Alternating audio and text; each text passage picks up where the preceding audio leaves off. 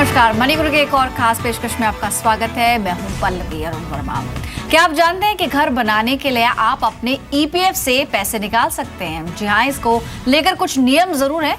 Employees provident fund organisation यानी EPFO एक सरकारी संस्था है जो हम सबके रिटायरमेंट कॉर्पस का ख्याल रखता है। ईपीएफओ के पास फिलहाल 9 लाख करोड़ का एक कॉर्पस है। जरा आप सोचिए कि अगर सैलरीड क्लास को डाउन पेमेंट और ईएमआई के भुगतान के लिए ईपीएफ की इस रकम का इस्तेमाल करने की छूट दे दी जाए तो फिर क्या सिचुएशन होगी। ईपीएफ रकम के इस्तेमाल से न सिर्फ होम लोन का बोझ कम होगा बल्कि हाउसिंग सेक्टर को भी बड़ा बूस्ट मिलेगा। इस पर बात करने के लिए हमारे साथ है SEBI registered investment adviser mister Harsh Rungta. Sir, बहुत बहुत स्वागत है कार्यक्रम में आपका। जिस सिचुएशन की अभी हम बात कर रहे हैं कि पीएफ के खाते से क्या रकम निकाली जा सकती है, जहां तक कि एक आम अंडरस्टैंडिंग है कि कुछ रीजंस हो सकते हैं, कुछ कारण हो सकते हैं जिसमें अलाउ किया जाए, लेकिन बहुत कम लोग इसके बारे में जानते हैं। तो क्या अवेयरनेस लेवल पर कुछ कमी है या फिर कुछ शर्तें ऐसी रहती हैं जिससे पैसों को निकालना थोड़ा मुश्किल होता है? नहीं, इसमें 2-3 चीज़ें हैं। जैसे जो प्रोविडेंट फंड का मेन उद्देश्य है कि आप अपने कमाई के समय में पैसा जमा करें, और आप भी करें, एम्प्लॉयर भी करे, और वो उस पर फिर आपको ब्याज मिलकर रिटायरमेंट के समय एक मुश्त रकम आपको मिले। ये एक प्राइमरी उद्देश्य होता है प्रोविडेंट फंड का। लेकिन दुनिया में भी और यहाँ पे भी जो अगर ज़रूरतें हैं आपको, तो उसके लिए ऑन पेपर विड्रॉवल अलाउड है। चाहे वो कोई मेडिकल इमरजेंसीज हो, शादी हो खुद की या बच्चों की, या घर बनाने के लिए हो, या एजुकेशन के लिए हो। ऐसे 3-4-5 रीजंस हैं जिनके लिए आप रिटायरमेंट से पहले भी पैसा निकाल सकते हैं। तो ये तो प्रावधान है। लेकिन मेन चीज़ ये है कि ये इतनी बड़ी जो ऑर्गेनाइजेशन है जो 9 लाख करोड़ रुपए का कॉर्पस मैनेज करती है, तो यहाँ जो भी मैनेजमेंट में इन्वॉल्व है वो सभी पावर आता है कॉर्पस से, और अगर वो विड्रॉ हो जाता है तो ऑब्वियसली वो पावर कम हो जाता है। इसलिए जो विड्रॉवल के प्रोविजंस हैं उनको काफ़ी स्ट्रिक्ट बनाया गया है, और ऐसी ऐसी उसमें कंडीशंस डाली गई हैं कि वो इफेक्टिवली विड्रॉ ही नहीं कर पाए। तो वो जो एक लॉ में प्रावधान बनाया गया है दिखाने के लिए कि इमरजेंसी में आप विड्रॉ कर पाएंगे, घर खरीदने के लिए आप विड्रॉ कर पाएंगे, but in actual practice withdrawal हो ही नहीं पाता है। उन कंडीशंस पे भी बात करेंगे, लेकिन एक बार दर्शकों को बता दें कि कौन सी वो इमरजेंसीज हैं या कौन सी कंडीशंस जो हालांकि ऑन पेपर ही भले ही हो, लेकिन ऐसी हैं कि आपको अलाउ किया जाता है, आप अपने पीपीएफ खाते से पैसा निकाल सकते हैं। किसी भी तरह की मेडिकल इमरजेंसी है तो आप रकम का इस्तेमाल कर सकते हैं। साथ ही घर बनाने के लिए, होम लोन की रीपेमेंट के लिए आपको छूट दी गई है कि आप कुछ हिस्सा, हालांकि कुछ शर्तों के साथ, इस पैसे का इस्तेमाल कर सकते हैं। जैसे कि एक्सपर्ट ने भी कहा कि शादी के लिए भी आप रकम का इस्तेमाल कर सकते हैं और कुछ हिस्सा निकाला जा सकता है आपके पीएफ रकम से।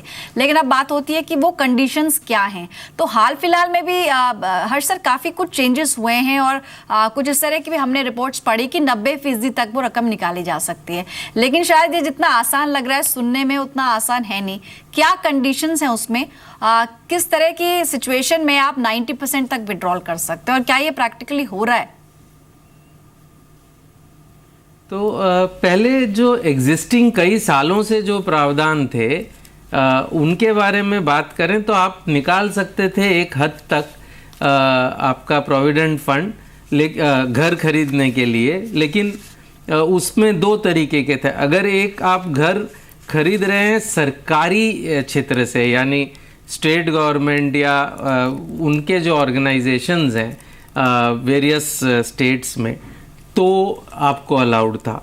और अगर आप प्राइवेट ऑर्गेनाइजेशन से खरीद रहे हैं तो उसमें कंडीशन ये डाल दी गई थी कि जितना आप विड्रॉ करेंगे, 3 साल जितनी सैलरी आप विड्रॉ कर सकते हैं, तो वो आप विड्रॉ कर सकते हैं, लेकिन उसको उसके अलावा आप और कोई लोन फिर नहीं ले सकते उस प्रॉपर्टी पर। तो वो मतलब प्रावधान बिल्कुल यूजलेस है, कितने सालों से ये प्रावधान है।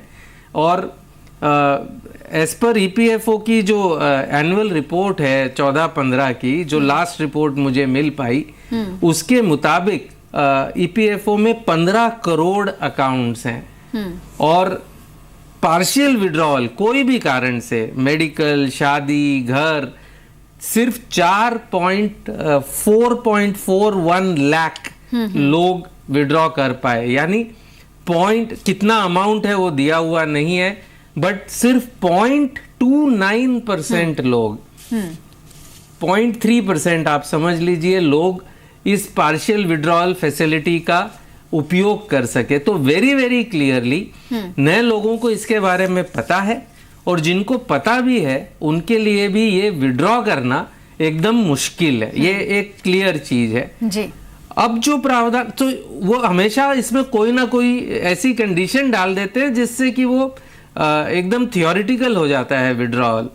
अभी उन्होंने एक और प्रोविजन किया है कि अप टू 90% आपका जो अमाउंट है वो आप विड्रॉ कर सकते हैं। और नॉट जस्ट दैट, आप लोन भी लेना आपको अलाउड है, और वो लोन का रीपेमेंट आपके ऑनगोइंग कंट्रीब्यूशन, फ्यूचर में भी आपका कंट्रीब्यूशन और एम्प्लॉयर का कंट्रीब्यूशन होते रहेगा, वो भी यूज हो सकता है लोन चुकाने के लिए। यानी आपकी लोन लेने की क्षमता काफी हद तक बढ़ सकती है। तो एक बहुत कारगर तरीका है ये आपका खुद का घर खरीदने के लिए। लेकिन एज यूजुअल इन्होंने इसमें भी एक कंडीशन ये डाल दी है कि कम से कम 10 ईपीएफ मेंबर सोसाइटी के मेंबर बने, एक सोसाइटी बनाए और उनको साथ में मिलकर जो है फ्लैट्स खरीदने होंगे। अब ये कंडीशन क्यों लगाई है, इस कंडीशन से क्या पर्पस सर्व होता है, क्या इस पर थोड़ी क्लैरिटी है? यही लगता है कि जी, जिस चेंज की आप बात कर रहे हैं हर्ष सर, आपने बताया कि अभी हाल फिलहाल में ये बदलाव किया गया है कि आप 90% तक विड्रॉ कर सकते हैं और उस रकम का इस्तेमाल आप ईएमआई के लिए कर सकेंगे, लेकिन उसमें कंडीशन ये है कि 10 लोग मिलकर उस प्रॉपर्टी को ले रहे हैं। अगर आम तौर पे समझा जाए तो ये शायद रेयर कंडीशंस होगी कि 10 लोग पूल इन करके ले रहे हैं। तो ये इस तरह की जो कंडीशन है, आपने कहा कि इस पर कोई सफाई नहीं है कि ये कंडीशन क्यों है। यानी ऑन पेपर तो फैसिलिटी जरूर है ईपीएफ से पैसा निकालने की, लेकिन थोड़ा सा कॉम्प्लेक्स या ट्रिकी कर दिया है सिचुएशन को। तो इससे बाहर निकलने का क्या तरीका हो सकता है? जो 10 लोगों को पूल इन करना है, क्या इस पर किस तरह की क्लैरिफिकेशन आना अभी बाकी है? क्या किसी ने एफर्ट किया है या फिर किसी भी तरह की आरटीआई के जरिए ये जानने की कोशिश करी है कि ये जो बदलाव है और ये जो नया नियम है ये इस तरह का क्यों है, ये सरल क्यों नहीं बनाया गया है? नहीं, खैर ये तो जवाब ईपीएफओ के जो हुक्मरान हैं वो ही दे पाएंगे। लेकिन इसमें उपाय है। एक तो ऑब्वियस है कि लोग ग्रुप्स में खरीदते हैं, ऐसा नहीं है कि नहीं खरीदते, बहुत कम लोग खरीदते हैं। तो अगर सैलरीड क्लास है तो वो ईपीएफ के सब्सक्राइबर्स होंगे, और ये जरूरी नहीं है कि वो सिर्फ एक कंपनी के हों। एज लॉन्ग एज वो ईपीएफ के सब्सक्राइबर्स हैं वो ये विड्रॉ कर पाएंगे। तो एक तो ये फैसिलिटी तो है। लेकिन मेन चीज जो है कि जो डेवलपर्स हैं, अब अगर आप डेवलपर्स को देखें तो एक पर्टिकुलर जो डेवलपर टाइप है, स्पेशली अगर हम बात करें अफोर्डेबल होम्स की, तो वहां पर अब बहुत सारी सुविधाएं हैं। आपको प्राइम मिनिस्टर आवास योजना से सब्सिडी मिल रही है करीबन 2.5 लाख रुपए की। तो वो एक काफी बड़ी चीज है अगर फर्स्ट टाइम होम खरीद रहे हैं आप तो जी। और अब ऊपर से डाउन पेमेंट के लिए और लोन रिपेमेंट के लिए आपको प्रोविडेंट फंड का पैसा अगर मिल जाएगा तो वो बहुत एक इफेक्टिव है, और बिल्डर्स इसको इफेक्टिव बना सकते हैं। रियल एस्टेट रेगुलेशन एक्ट के तहत 50% लोग को बेचने के बाद एनीवे बिल्डर को सोसाइटी बनानी है अपने बायर्स की, और तो वो जब बायर्स की सोसाइटी बनाएगा उस समय ये 10 लोग ऑटोमेटिक जमा हो जाएंगे और ये अपने प्रोविडेंट फंड में से विड्रॉ कर पाएंगे। ऑलरेडी यहाँ महाराष्ट्र में तो ऑलरेडी 1-2 बिल्डर्स के एडवर्टीजमेंट्स मैंने देखे हैं जहां पर ये सारी फैसिलिटीज ये एक साथ में जो है एडवर्टाइज कर रहे हैं कि प्राइम मिनिस्टर आवास योजना लीजिए, हमारा प्रोजेक्ट रेरा में रजिस्टर्ड है इसलिए सेफ है, और आप 90% जो है प्रोविडेंट फंड भी निकाल पाएंगे। तो ये ऑलरेडी तो छोटे बिल्डर्स के लिए तो ये बहुत छोटे बिल्डर्स के लिए काफी पॉजिटिव स्टेप है, लेकिन जब बात है इंडिविजुअल्स की तो वो इसका फायदा कैसे उठाएंगे? आपने जैसे कुछ आंकड़े भी रखे कि लगभग 15 करोड़ पीएफ खाते हैं जो ईपीएफओ मैनेज करता है और उसमें से 0.5% से भी कम लोगों ने रकम निकाली, जो लेटेस्ट आंकड़े कहते हैं 2014-15 में।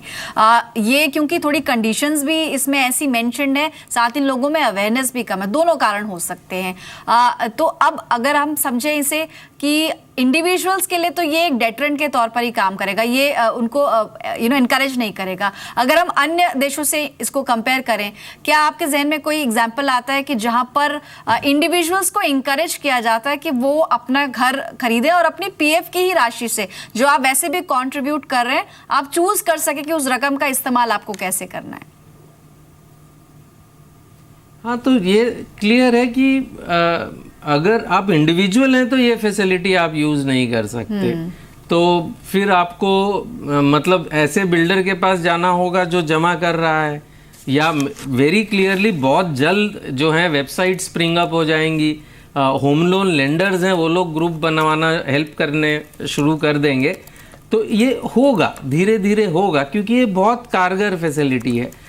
तो ये मेरे ख्याल से डिस्पाइट इन्होंने ये कंडीशन डालने के बावजूद, चूंकि ये इतनी इफ़ेक्टिव है, मेरे ख्याल से ये यूज़ होगी।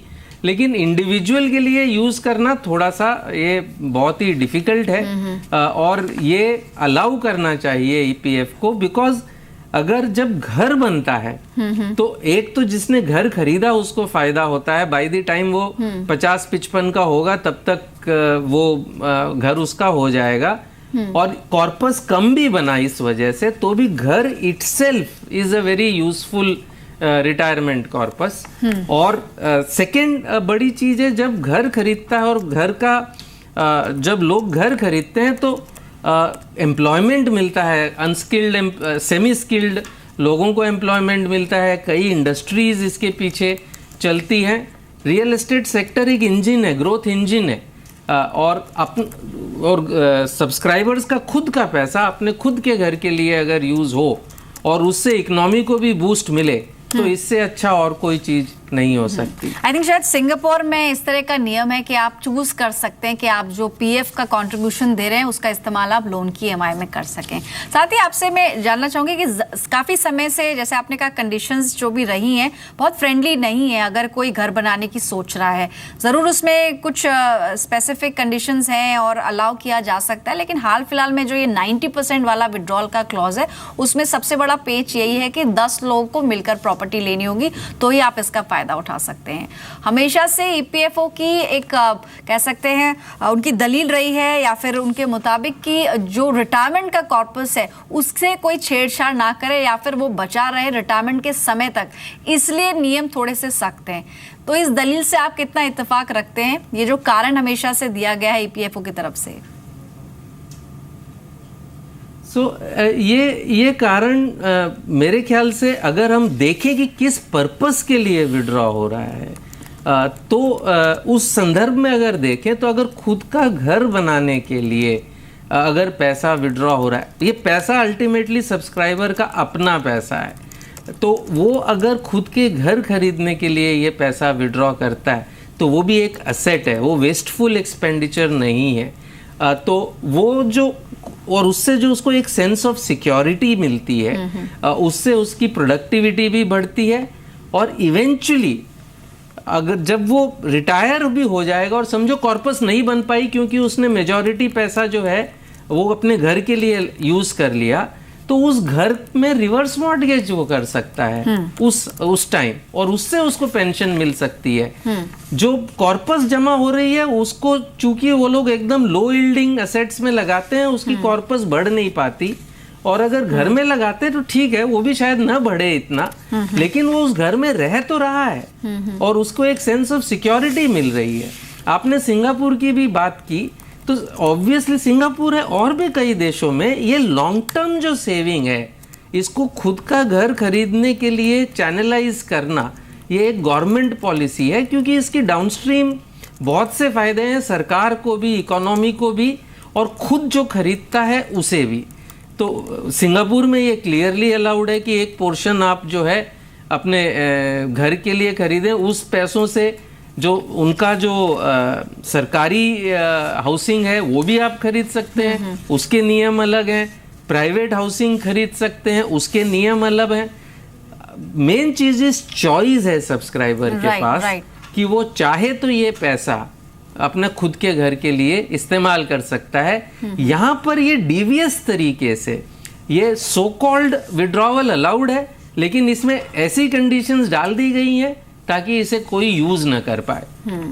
आपने कुछ कंडीशंस का जिक्र कार्यक्रम के शुरुआत में भी किया था कि अगर आप पैसा विड्रॉ कर भी रहे हैं और फाइनली आपने मन बनाया है और आप उन लकी लोगों में से हों जिनको निकाल भी पाए इस रकम को, उसमें भी कुछ कंडीशंस हैं, जैसे कि जो भी फ्लैट या जो भी आप प्रॉपर्टी ले रहे हैं वो गवर्नमेंट हाउसिंग एजेंसी की होनी चाहिए।